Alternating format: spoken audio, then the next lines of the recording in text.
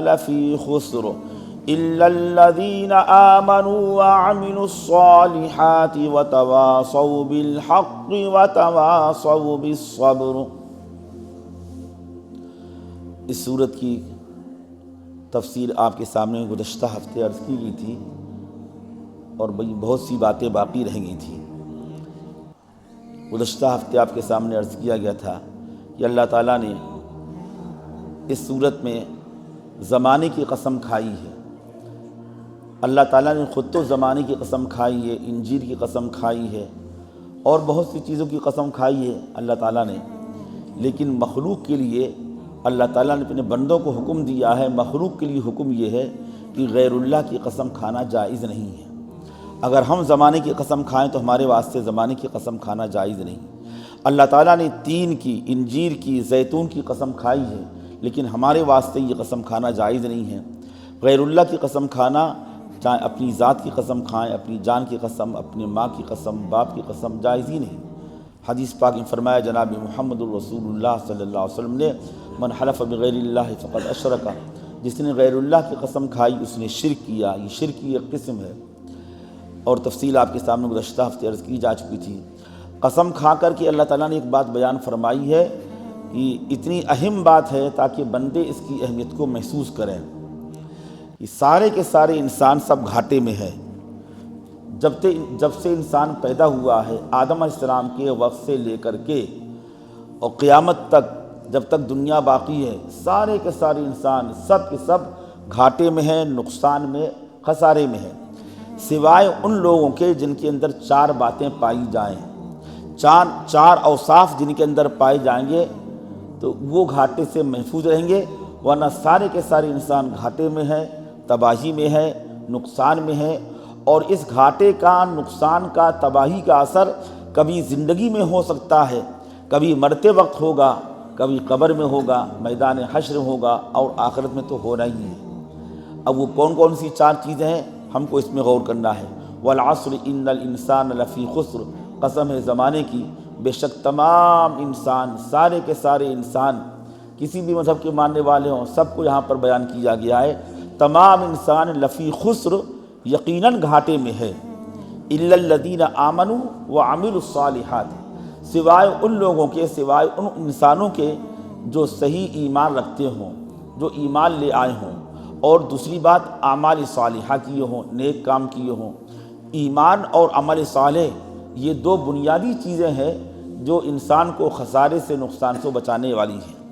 سب سے پہلی بات تو ایمان ہے، تو ایمان وہی ایمان معتبر ہوگا جو صحابہ کرام کے ایمان کے مطابق ہو۔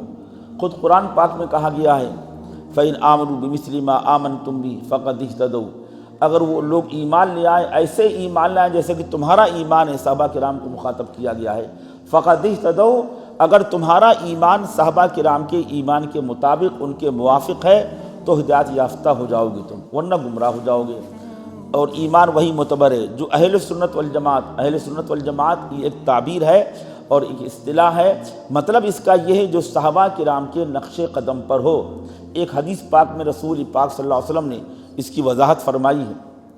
آپ نے فرمایا کہ میری امت میں 73 فرقے ہوں گے، بنی اسرائیل میں 72 فرقے تھے، اور میری امت میں 73 فرقے ہوں گے، اور سارے کے سارے فرقے، ساری جماعتیں، سب کے سب دوزخ میں جائیں گے سوائے ایک فرقے کے۔ صحابہ کرام نے عرض کیا یا رسول اللہ ذرا بتا دیجیے وہ کون سا فرقہ، کون سی جماعت ہوگی جو نجات پانے والی، جو دوزخ سے محفوظ رہے گی، جنت میں جانے والی، وہ کون سی جماعت ہوگی؟ آپ نے جواب میں مختصر سا ایک ٹکڑا ارشاد فرمایا، ما انا علیہ و اصحابی، وہ فرقہ، وہ طبقہ، وہ جماعت جو میرے طریقے پر اور میرے صحابہ کے طریقے پر ہو، میرے اور میرے صحابہ کے نقش قدم پر ہے، بس وہی ناجی ہے، وہ نجات پانے والا فرقہ ہے، وہی جماعت، اور باقی سب کے سب نقصان میں، خسارے میں اور دوزخ میں جانے والے ہوں گے۔ اس لیے ایمان کے سلسلے میں یہ بات یاد رکھنے کی ہے کہ وہی ایمان معتبر ہوگا، قرآن پاک کی وہی تفسیر معتبر ہوگی، حدیث پاک کی وہی تشریح معتبر ہوگی جس کو ہمارے صحابہ کرام نے سمجھا اور بیان کیا، جس کو ہم تعبیر کرتے ہیں اہل سنت والجماعت کا عقیدہ، ان کا مسلک۔ ہمارے علماء کرام اس پر بہت سی کتابیں لکھی ہیں۔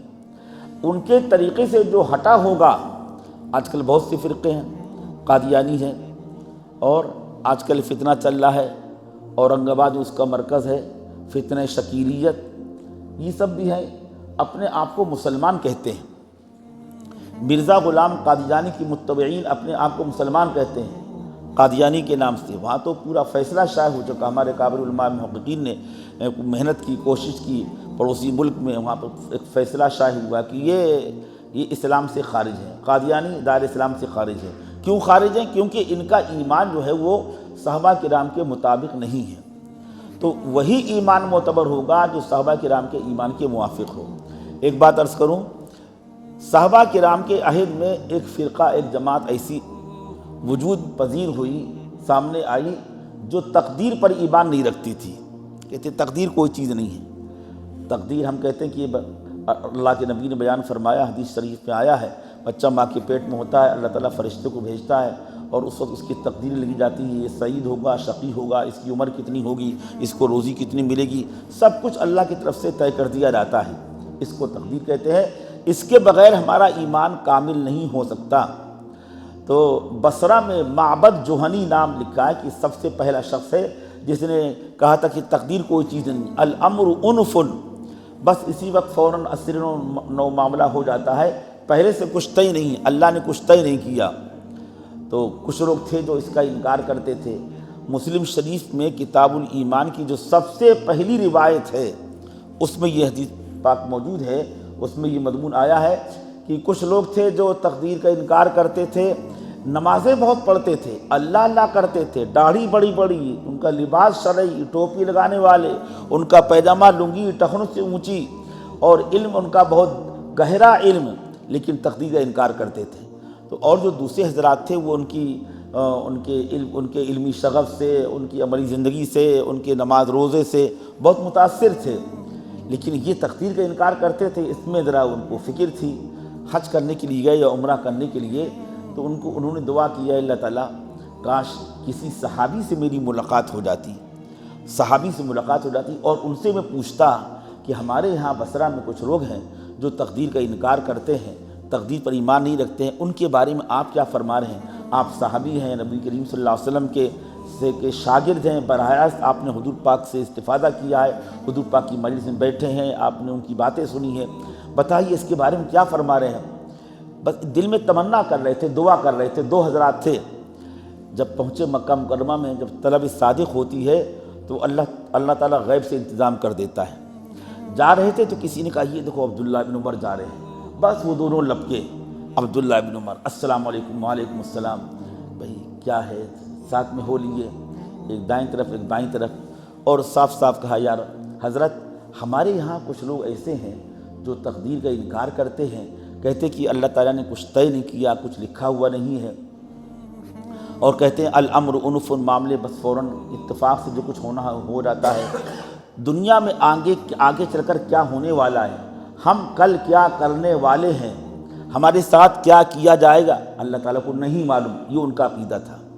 تقدیر کا انکار کرتے ہیں، پہلے سے اللہ تعالیٰ کو کچھ نہیں معلوم۔ تو عبداللہ ابن عمر نے رضی اللہ تعالیٰ عنہ ان کی پوری بات سنی اور کہا اچھا یہ ایک فرقہ ایسا ہے، ان کا ایسا ایمان ہے۔ مسلم شریف کی روایت میں ہے، حدیث پاک کی بڑی کتاب ہے، اور ترمذی شریف ہے، اس میں بھی روایت موجود ہے۔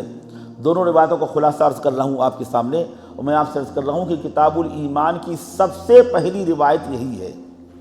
انہوں نے بیان کیا کہ تقدیر پر جس کا ایمان نہ ہو اس کا ایمان نہیں، اور یہ بھی فرمایا ان سے میرا سلام نہ کہنا، بیزاری ظاہر کر دی۔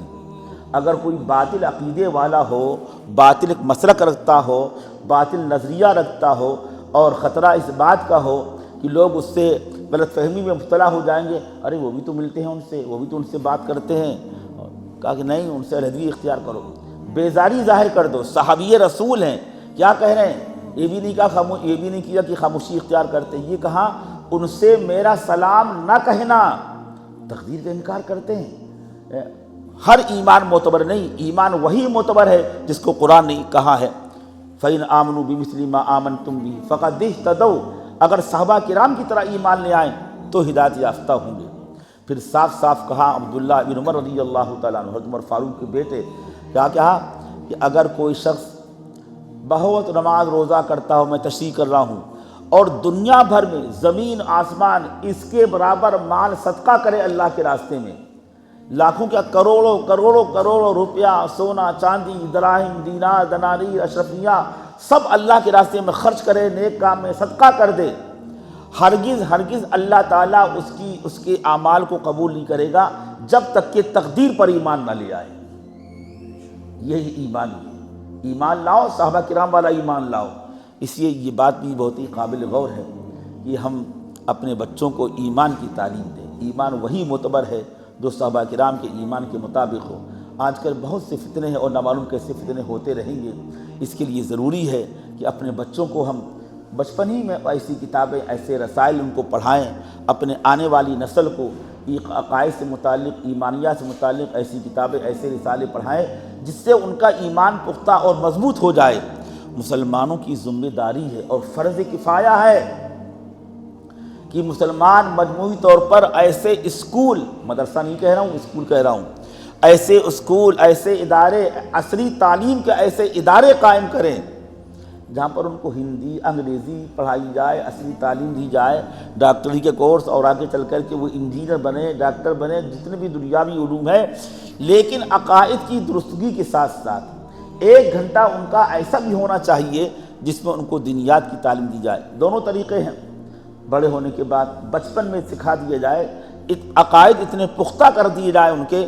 حکیم الامت حضرت مولانا اشرف علی تھانوی رحمۃ اللہ علیہ فرماتے ہیں کہ بچپن میں اپنی اولاد کے عقائد اتنے درست کر دو، اتنے مضبوط کر دو کہ تمہارا بیٹا کہیں بھی جائے، کسی ادارے میں جائے، لندن جائے، امریکہ جائے، کہیں بھی جا کر اصلی تعلیم حاصل کرے، وہ آنکھ سے آنکھ ملا کر بات کر سکے، وہ ٹس سے مس نہ ہو، اس کے عقائد اتنے پختہ مضبوط ہوں، کوئی اس کو گمراہ نہ کر سکے، کوئی بہکا نہ سکے۔ تو اس لیے بھائی ہم سب کی ذمہ داری ہے، ہم بہت سے کام کرتے ہیں، مسلمانوں کے پاس کیا صلاحیت نہیں ہے، کیا عقل و دماغ نہیں ہے، کیا روپیہ پیسہ نہیں ہے، لیکن ادھر فکر نہیں، توجہ نہیں ہے۔ میں نے عرض کیا تھا کہ بڑے افسوس کی بات ہے، میں گیا بمبئی گیا، بنگلور گیا، گجرات گیا، وہاں پر دیکھا ہم نے، وہاں پر جن کو اللہ نے پیسہ دیا وہ بیچارے کر رہے ہیں اپنے طور پر، عصری تعلیم کا نظام ہے لیکن دینی تعلیم کے ساتھ، اصلاً عصری ہی تعلیم ہے۔ جس طرح مدارس ضروری ہے اسی طرح یہ عصری تعلیم کے بھی ادارے ضروری ہیں، جس کی باغ ڈور ہمارے ہاتھ میں ہو، جو دینی نہج پر ہو، جس میں مخلوط تعلیم نہ ہو، جس میں پردے کا اہتمام ہو، جس میں اسلامی عقائد سکھائے جائیں، جس میں قرآن پاک بھی ان کو پڑھایا جائے۔ 1 گھنٹے میں کیا ہوتا ہے؟ باقی پوری تعلیم تو عصری تعلیم ہوگی، عصری تعلیم ہے پوری، لیکن خالی 1 گھنٹہ ان کو دینی تعلیم اور اسلامی عقائد سکھائے جائیں۔ اس صحابہ کرام کے عقیدے یہ ہیں، اہل سنت والجماعت کے عقائد یہ ہیں۔ زبان کی کوئی تخصیص نہیں، اردو میں پڑھائیں، ہندی میں پڑھائیں، انگریزی میں پڑھائیں۔ یہ بات میں نے گزشتہ ہفتے عرض کی تھی اور آج پھر عرض کر رہا ہوں، اللہ آپ لوگوں میں سے کسی کو توفیق دے۔ ہمارے اپنے ایسے ادارے ہونے چاہیے جو دنیاوی تعلیم کے لیے، عصری تعلیم کے لیے، جو دینی رخ پر، دینی نہج پر ہو۔ بڑے افسوس کی بات کہنا پڑتا ہے، بڑے افسوس کی بات ہے، ہمارے یہاں شہر لکھنؤ میں ایسا نہیں ادارے نہ ہوں، عصری تعلیم کے ادارے ہیں، مسلمانوں نے قائم کیے ہیں، باغ ڈور مسلمانوں کے ہاتھ میں ہیں، وہ وہی پورا نظام چلا رہے ہیں، نصاب تعلیم، نظام تعلیم، وہ جو چاہیں گے وہی ہوگا قانون کے دائرے میں رہتے ہوئے۔ لیکن افسوس کی بات ہے کہ وہ دینی نہج پر نہیں، اسی رخ پر بہہ گئے۔ انہوں نے عیسائیوں کے اسکول کو دیکھا، انہوں نے اور دوسرے عصری تعلیم گاہوں کو دیکھا، اسی رخ پر وہی بہنے لگے۔ ایسا نہیں ہونا چاہیے۔ قانون کے دائرے میں رہ کر کے ہم قانون کی رعایت کریں گے، گورنمنٹ جو چاہتی ہے اس کی رعایت کریں گے، لیکن آخر اپنا نظام تو چلاؤ بھائی، اپنا نصاب تو چلاؤ، 1 گھنٹے کی دینی تعلیم تو دو، قرآن پاک پڑھاؤ، عقائد تو پڑھاؤ ان کو۔ شیعہ وہ اپنا نظام قائم کیا انہوں نے، ان کے ادارے ہیں، ان کے اسکول ہیں، ان کے کالج ہیں، اور وہ 1 گھنٹہ اپنے مذہب کی تعلیم دیتے ہیں۔ ہم کو سبق لینا چاہیے۔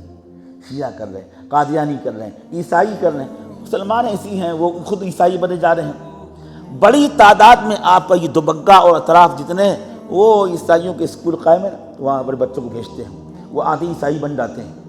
مسلمان کیوں نہیں کرتے؟ اپنا نظام کیوں نہیں بناتے؟ اپنا نصاب بناؤ، اپنا نظام بناؤ۔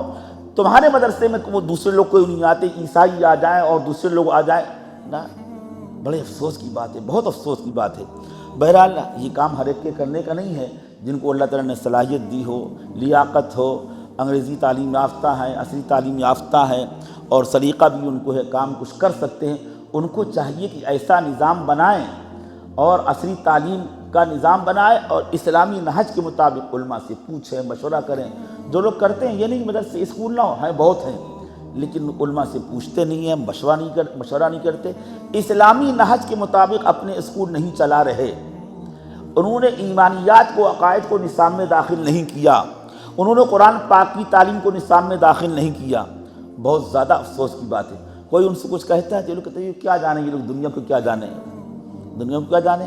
ارے نمونے موجود ہیں، مثالیں موجود ہیں، گجرات سے سبق حاصل کرو، بنگلور سے سبق حاصل کرو، بمبئی سے سبق حاصل کرو، وہ لوگ کیسے نظام چلا رہے ہیں۔ مالیگاؤں والوں کو دیکھا ہم نے، وہ کیسے نظام چلا رہے ہیں۔ یہ ہم لوگ نہیں چلا پاتے، نہیں چلا پاتے ہیں، چلا سکتے ہیں لیکن چلاتے نہیں۔ بہرحال میں نے یہ بات عرض کی ہے، فکر کرنے کی ضرورت ہے، اور اس پر میں نے عرض کیا کہ ہم آنے والی نسل کی، اپنی ذریت کی، اپنی اولاد کی نسل کی فکر کریں۔ ہم کوئی باطل فرقہ ان کو بہکا نہ لے جائے، کوئی ان کو قادیانی، شیعہ اور عیسائی نہ بنا دے، اور ان کے ایمان کی حفاظت کے لیے ضروری ہے کہ عصری تعلیم کے ساتھ ساتھ ان کو اسلامی عقائد سکھاؤ۔ کوئی بہت مشکل نہیں ہے، بہت زیادہ کورس نہیں ہے، کورس تو ہمارا، کورس تو آپ کا وہی ہوگا جو عصری تعلیم والا، اس میں آپ پڑھائیے، ہندی پڑھائیے، انگریزی پڑھائیے، سائنس پڑھائیے، جو نصاب وہ پڑھائیے، لیکن ساتھ میں اس کو لے کر چلیے۔ 1 گھنٹہ آدھے گھنٹے کی تعلیم کیا نقصان ہو جائے گا۔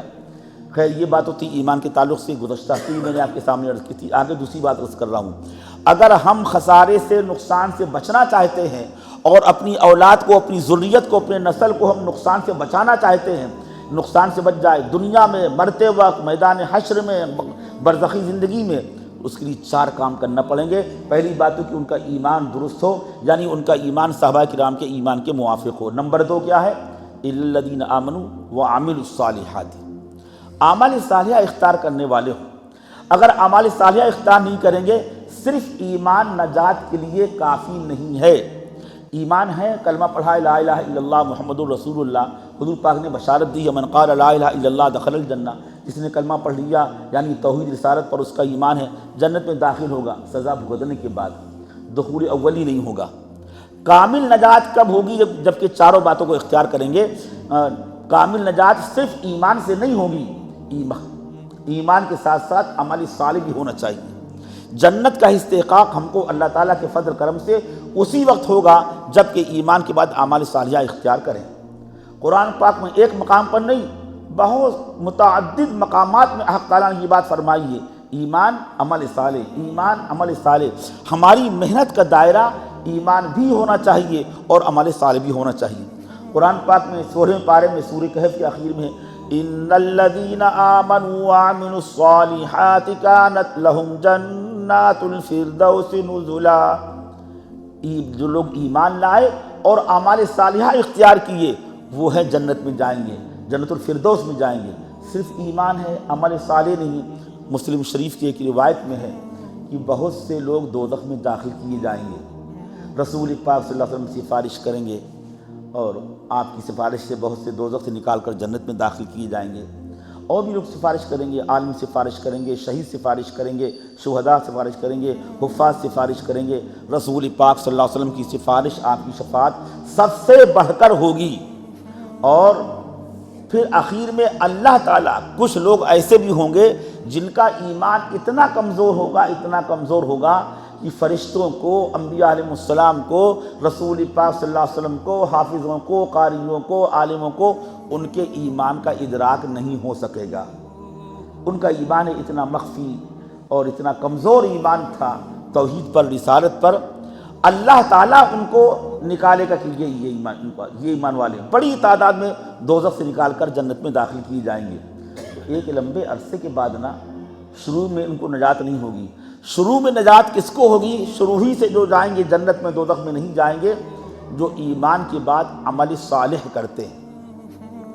عمل صالح کس کو کہتے ہیں؟ یہ بہت اہم ضروری بات ہے، اس کو بہت سمجھنا چاہیے۔ اعمال صالحہ کا مصداق کیا ہے؟ 2 باتیں قابل غور ہیں۔ اعمال صالحہ کے 2 پہلو ہیں۔ ایک تو یہ کہ اعمال صالحہ جس کا تعلق حقوق اللہ سے، اللہ تعالیٰ کے حقوق ہیں، نماز پڑھنا، روزہ رکھنا، حج کرنا، عمرہ کرنا، یہ اعمال صالحہ سب حقوق اللہ سے تعلق رکھتے ہیں۔ اعمال صالحہ کا دوسرا پہلو، دوسرا رخ کہہ لیجیے، دوسرا رخ ہے جس کا تعلق مخلوق سے ہے۔ عمل صالح صرف نماز پڑھنا نہیں ہے، روزہ رکھ لیا، عمرہ کر لیا۔ عمل صالح کا تعلق مخلوق سے بھی ہے۔ تمہاری ماں ہے، تمہارے باپ ہیں، تمہارے بھائی بہن ہیں، تمہاری بیوی ہے، تم نے جانور پال رکھے ہیں، بکری ہے، تم نے کسی طوطا پال رکھا ہے، چڑیا پال رکھی ہے، پرندے پال رکھے ہیں۔ عمل صالح کا تعلق اس سے بھی ہے۔ ہر ایک کے شریعت نے حقوق مقرر کیے ہیں، ان حقوق کو پہچانو اور حقوق کو ادا کرو، یہ اعمال صالحہ سے تعلق رکھتا ہے۔ یہ ایک پہلو ہوا۔ دوسری تقسیم اور بھی ہے۔ عمل صالح کس کو کہتے ہیں؟ جو اللہ کو راضی کرنے کے لیے اخلاص کے ساتھ، یعنی اللہ کو راضی کرنے کے لیے عمل کیا جائے اور شریعت کے مطابق، مسئلے کے موافق، سنت کے مطابق کیا جائے۔ یہ دو بنیادی شرط ہیں۔ قرآن پاک کی آیت ہے 12ویں پارے میں بھی ہے اور سورہ ملک میں ہے، الذی خلق الموت والحیات لیبلوکم ایکم احسن عملا۔ اللہ نے موت حیات کو پیدا کیا، انسان کو پیدا کیا۔ کیوں پیدا کیا؟ لیبلوکم، تاکہ اللہ تعالیٰ تم کو دیکھے، تمہارا امتحان لے، تمہاری آزمائش کرے۔ کاہے کی آزمائش، کاہے کا امتحان، کیا دیکھے؟ اللہ تعالیٰ علیم خبیر سب جانتا ہے، لیکن اتمام حجت کے لیے اللہ کی مرضی، اللہ کی مشیت، اس نے انسان کو پیدا کیا اس غرض سے لیبلوکم ایکم احسن عملا، تاکہ تم کو دیکھے، تمہاری آزمائش کرے، اچھے عمل کون کرتا ہے۔ یہی عمل صالح ہے۔ قرآن پاک میں کہیں پر احسن عملہ کہا گیا ہے اور کہیں پر عمل صالح کہا گیا ہے۔ تو احسن عمل کا اور عمل صالح کا مصداق کیا ہے؟ تفسیر کبیر امام رازی رحمۃ اللہ علیہ کی بہت بڑی تفسیر ہے، اس میں اس کی تشریح کرتے ہوئے لکھا ہے عمل صالح کس کو کہتے ہیں۔ ہمارے فقہاء اور ارباب فتاویٰ میں بھی لکھا ہے، فتاویٰ رحمیہ مفتی عبدالرحیم صاحب لاجپوری رحمۃ اللہ علیہ کی فتاویٰ ہے، اس میں نقل کیا ہے تفسیر کبیر کے حوالے سے۔ عمل صالح کے اندر دو بنیادی شرطیں ہیں، اگر دونوں شرطیں پائی جائیں تو ہمارا عمل عمل صالح ہے، اور اگر دو شرطوں میں سے ایک شرط بھی نہ پائی جائے، ایک ہے ایک نہیں ہے، دونوں نہیں ہے، قیامت تک ہمارا عمل عمل صالح نہیں بن سکتا، نہ اس میں ثواب ملے گا اور نہ ہی اس سے نجات حاصل ہوگی۔ وہ دو بنیادی شرطیں کیا ہیں؟ بہت اہم مضمون ہمیشہ یاد رکھنے والا ہے۔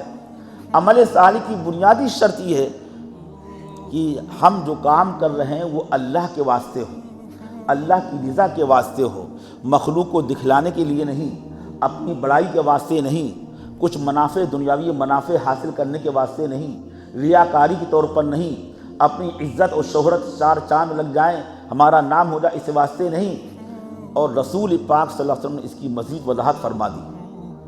اگر یہ نیت نہیں ہے، اخلاص نہیں ہے، اخلاص کا مطلب تم جو کام کر رہے ہو اللہ کے واسطے کرو، شریعت کا حکم سمجھ کر کرو، اللہ کا فرمان سمجھ کر کرو، اللہ کو راضی کرنے کے واسطے، جنت کے حاصل کرنے کے واسطے، دوزخ سے بچنے کے واسطے، نبی کی محبت میں نبی کا حکم سمجھ کر کرو، یہ سب اخلاص کے دائرے میں آتا ہے۔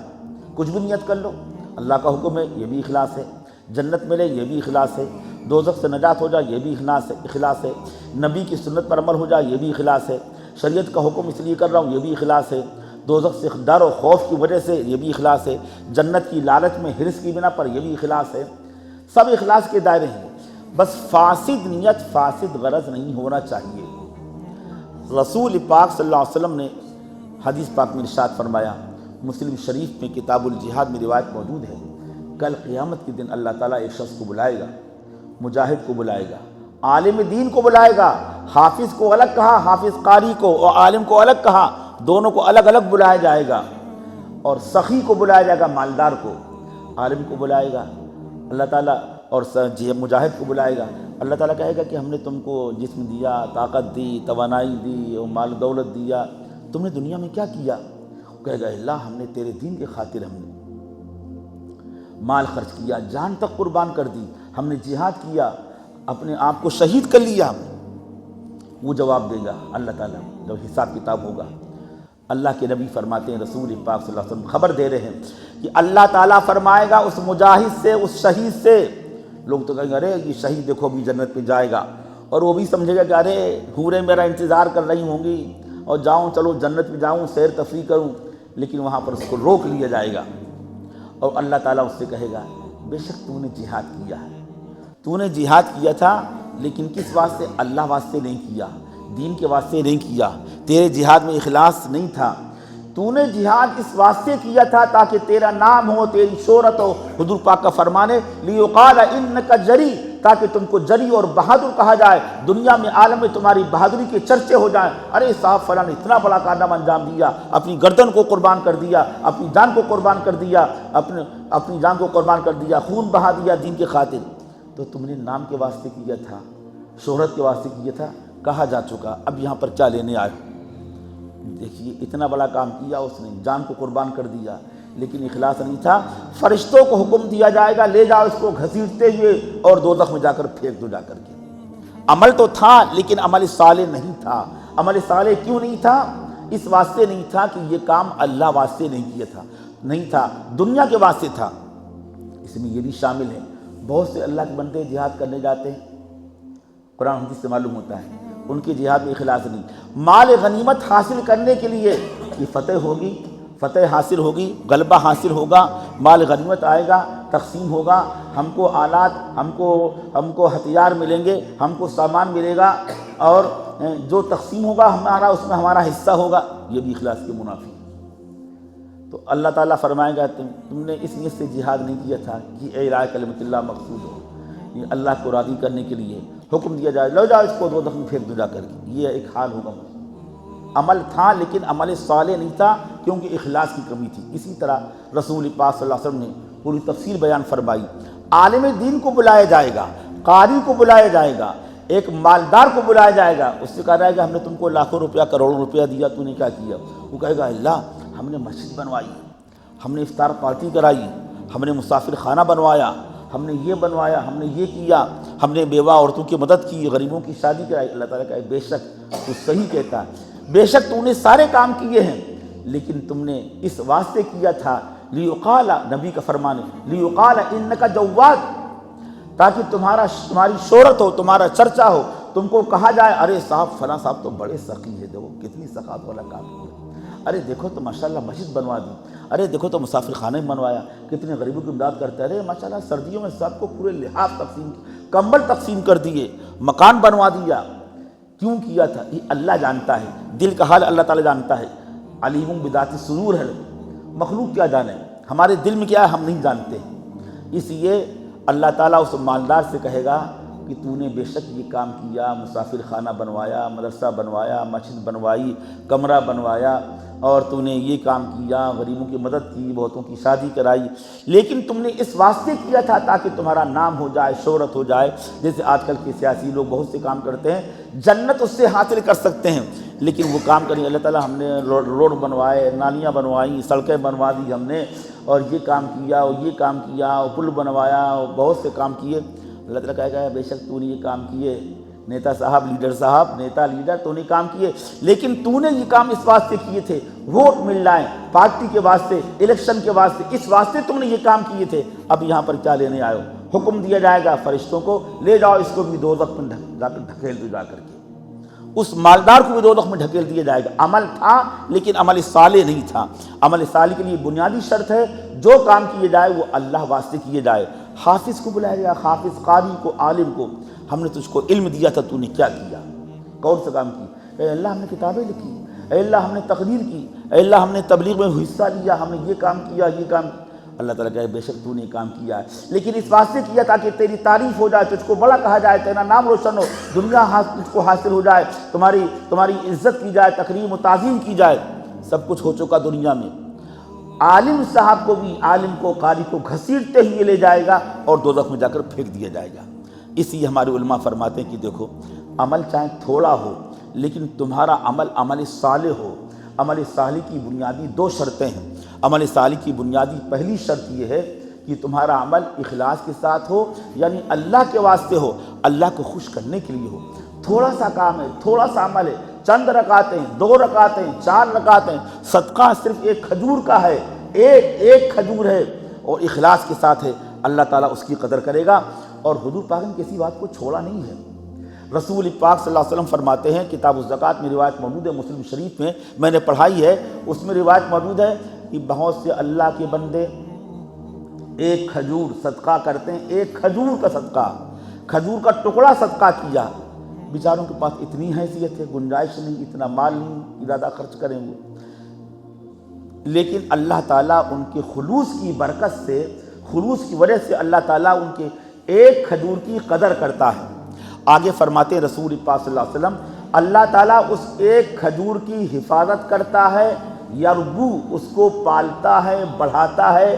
آگے مثال دے کر فرمایا رسول پاک صلی اللہ علیہ وسلم نے صحابہ کرام کو، جیسا کہ تم گائے کے بچے کو پالتے ہو، حفاظت کرتے ہو، بڑھاتے ہو، بڑا کرتے ہو، جیسا کہ تم اونٹنی کے بچے کو پالتے ہو، دودھ پلاتے ہو، بڑا کرتے ہو، بڑھاتے ہو، بکری کے بچے کو بڑھاتے ہو، جس طرح تم اپنے گائے کے بچے کی حفاظت کرتے ہو، اونٹنی کی بچے کی حفاظت کرتے ہو، پرورش کرتے ہو، اسی طرح اللہ تعالیٰ اس ایک کھجور کی قدر کرے گا، اس کو بڑھائے گا، پرورش کرے گا، بڑھائے گا، حتیٰ کہ آگے سے کیا فرماتے ہیں رسول پاک صلی اللہ علیہ وسلم، قیامت کے دن وہ ایک کھجور جو اخلاص سے اللہ کے راستے میں دیا گیا، صدقہ کیا گیا، وہ ایک کھجور ایک پہاڑ کے برابر ہو کر کے آئے گا، اتنا بڑا ثواب ہوگا، ایک پہاڑ کے برابر۔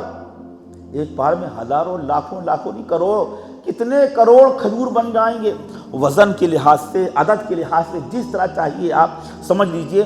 یہ کہے کی برکت ہے؟ اخلاص کی برکت ہے، اخلاص کی قدر ہے اللہ تعالیٰ کی یہاں۔ اسی بھائی ہماری کوشش یہ ہونی چاہیے، چاہے عمل تھوڑا ہو، اللہ واسطے کام کریں، اللہ کو خوش کرنے کے لیے کریں۔ شیطان ہمارا دشمن ہے، شیطان حملہ کر دیتا ہے۔ ولیمہ سنت ہے نا، لکھتے ہیں دعوت نامہ، ولیمہ مسنونہ لکھا رہتا ہے، اور دل میں کیا ہوتا ہے؟ شہرت، دل میں کیا ہوتا ہے؟ بہت سا وہ بیوہار دیا ہے نا، کچھ واپس آئے گا، کچھ لوگ دیں گے ہدیے میں، کیا فاسد نیت ہے۔ اللہ نے جتنا دیا اتنا خرچ کرو نا، چھوٹا ولیمہ کرو، لے کے بیٹھے ہیں، میز کرسی لے کے بیٹھے ہیں، چاہے لڑکی کی شادی چاہے لڑکی کی شادی، بیوہار کتنا دے رہا ہے، کتنے 500 روپے دیے، 1000 دیا، 200 دیے، 100 روپے دیے، یہ دعوت کی ہوٹل ہے، یہ رسم بالکل قابل ترک ہے، نہیں ہونا چاہیے، اخلاص کے بالکل منافی ہے، ولیمہ مسنونہ نہیں رہا، یہ ولیمہ فاسدہ بن گیا۔ کہتے رمضان شریف میں افطار پارٹی، رمضان شریف میں افطار پارٹی، افطار کی دعوت کر رہے ہیں، افطار پارٹی کائے کے لیے کر رہے ہو؟ نام کے لیے، شہرت کے لیے؟ اگر اخلاص مقصود ہے، اللہ کی رضا پیش نظر ہے، کوئی کام خلاف شرع نہ کرو۔ مسجد کی جماعت چھوڑ دی، دکان میں، پلاٹ میں، مکان میں وہی نماز پڑھ رہے ہو۔ رسول پاک صلی اللہ علیہ وسلم فرماتے ہیں، میرا جی چاہتا ہے ایسے گھروں میں جا کر میں آگ لگا دوں جو گھروں میں نماز پڑھ لیا کرتے، مسجد میں نہیں آیا کرتے۔ ہم رمضان شریف میں اتنا بڑا گناہ کر رہے ہیں، نام افطار پارٹی کا، افطار کی دعوت کر رہے ہیں۔ ایسی دعوت میں شریک ہونا جائز نہیں ہے جہاں پر مسجد کی نماز چھوڑ دی جائے۔ ارے افطار پارٹی مسجد میں اٹھا لاؤ نا، تمہاری افطار کی برکت سے جو لوگ نماز نہ پڑھنے والے وہ مسجد میں آ جائیں۔ جماعت کا ثواب کیوں چھوٹے، مسجد کا ثواب کیوں چھوٹے؟ لیکن دل کا چور یہ ہے۔ یہ دوبگہ کی بات ہے، کئی سال پہلے کی بات ہے، ایک صاحب نے ہوٹل کھولا، بریانی کوئی خریدتا نہیں تھا، رمضان شریف میں روزے دار بھی کوئی بریانی لیتا نہیں تھا، کسی نے مشورہ دیا ایسا کرو افطار پارٹی کر دو تم، میرے سامنے کی بات ہے نا، مجھ کو دعوت دی گئی افطار پارٹی کر دو، افطار پارٹی کر دی، بہت سے لوگ وہاں سارے، مسجد اس دن خالی ہو گئی، مسجد سونی ہو گئی افطار پارٹی میں۔ معلوم کہ اچھا یہ ہوٹل کھلا ہوا اور پورا لکھ دیا گیا، اشتہار بھی لگا دیا گیا، اور بس ایک بار دعوت کر دی تو وہ اپنی کوشش میں کامیاب ہو گئے، اس دن سے ان کا ہوٹل چلنے لگا۔ دنیا ملی نا، دنیا، اللہ تو ناراض ہوا، نبی کی روح خوش ہوگی؟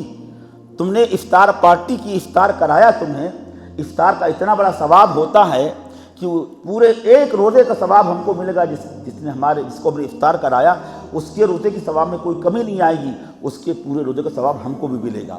اگر ہم نے 50 لوگوں کو افطار کرایا، 50 لوگوں کے روزے کا ثواب ہم کو ملے گا، اور ان کے ثواب میں کوئی کمی نہیں آئے گی۔ یہ کب؟ جب کہ اخلاص ہو۔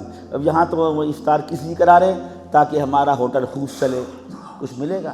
یہ میں نے ایک مثال دی، چاہے عقیقہ ہو، چاہے عقیقہ کرا دیا بچے کا، عقیقہ سنت تھا۔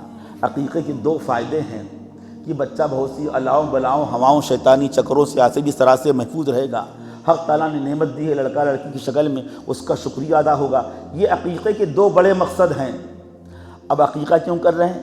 رسم کے طور پر، اور مرد و عورتوں کا مخلوط اجتماع، اور خاندان کو بلاؤ، سسرال والے میکے والے تو ہے، یہ سسرال والے سب آ رہے ہیں، اور کیوں آ رہے ہیں؟ دل کا چور ہے، بچے کا کھلونا آئے گا، چھوٹی سائیکل آئے گی، بستر آئے گا، گدا آئے گا، اور یہ آئے گا وہ آئے گا، یہ نیت دل کا چور ہے۔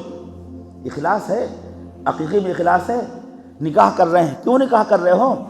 نکاح کا اخلاص ہے، اتباع سنت پہ نکاح کرو، حضور پاک کی سنت ہے اس لیے نکاح کرو، تمہارا آدھا ایمان محفوظ ہو جائے گا، گناہوں سے بچ جاؤ گے، تقویٰ کی زندگی تم کو حاصل ہوگی۔ نکاح کا اخلاص ہی ہے، اولاد صالح اللہ نصیب کرے گا، امت کی زیادتی کا ذریعہ بنے گا۔ لیکن نکاح کر رہے ہیں نا محض نفسانی خواہش کے لیے، یہ بھی ناجائز نہیں، دل میں جہیز کی لالچ میں، جہیز خوب ملے گا، گاڑی ملے گی، بڑا گھرانہ ہے، مکان ملے گا، وغیرہ وغیرہ، کہاں اخلاص رہا؟ شیطان نے اس طرح حملہ کیا ہے، ہماری زندگی میں جتنے اعمال ہیں جو نیک اور عبادت سمجھ کر، نیکی اور عبادت سمجھ کر کیے جاتے ہیں، اس میں بھی شیطان نے حملہ کر دیا۔ ولیمہ سنت اور افطار پارٹی جو کرتے ہیں یہ سنت سے ثواب ملتا ہے، لیکن شیطان نے ایسا شوشہ چھوڑا ہے، ایسا انجیکشن لگایا ہے کہ وہ گیا، سب ثواب چلا گیا۔ ارے حج کرنے کے لیے جا رہے ہیں، حج کرنے جا رہے ہیں، ہم کو لوگ حاجی صاحب کہیں، حاجی صاحب کہیں، معصیت گناہ، حج کرنے جا رہے ہیں، جوان لڑکیاں، جوان عورتیں، وہ ہار پہنائے جا رہے ہیں، ہار، معلوم ہوتا ہے وہ جن صاحبہ جو جا رہی ہیں شاید ان کی شادی ہو رہی ہے، ان کی اتنا ان کو ہار پہنایا گیا، اور دولہا بھائی جا رہے ہیں حج کرنے کے لیے، سالی صاحبہ بے پردہ، جوان بے پردہ، وہ سالی صاحبہ دولہا بھائی کے ہار پہنا رہی، یہ کیا ہے خرافات؟ اللہ استغفر اللہ، یہ عبادت ہے؟ شیطان نے حملہ کر دیا۔ اس کی تشریح انشاءاللہ وقت زیادہ ہو گیا، آئندہ ہفتے عرض کروں گا کہ اخلاص کی دو بنیادی، عمل صالح کی دو بنیادی شرطیں ہیں، اس کے بغیر ہمارا عمل صالح نہیں ہوگا۔ پہلی بنیادی شرط کیا ہے؟ اخلاص ہونا چاہیے، جو کام کرو اللہ واسطے کرو، چپکے سے کرو، خاموشی سے کرو، کسی کو پتہ نہ چلے۔ حدیث پاک میں آیا ہے دائیں ہاتھ نے کیا خرچ کیا بائیں کو پتہ نہ چلے، بیوی کو نہ بتاؤ، کسی کو نہ بتاؤ، اللہ واسطے کرو، یہ اخلاص ہے۔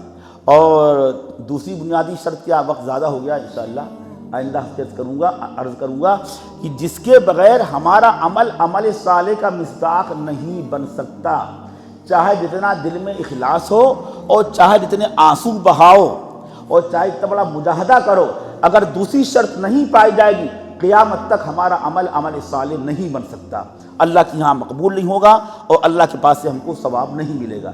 انشاءاللہ آئندہ ہفتے اس عمل صالح کی دوسری شرط کو آپ کے سامنے عرض کروں گا۔ اللہ تعالی ہم سب کو عمل کی توفیق نصیب فرمائے۔ وآخر دعوانا الحمدللہ رب العالمین۔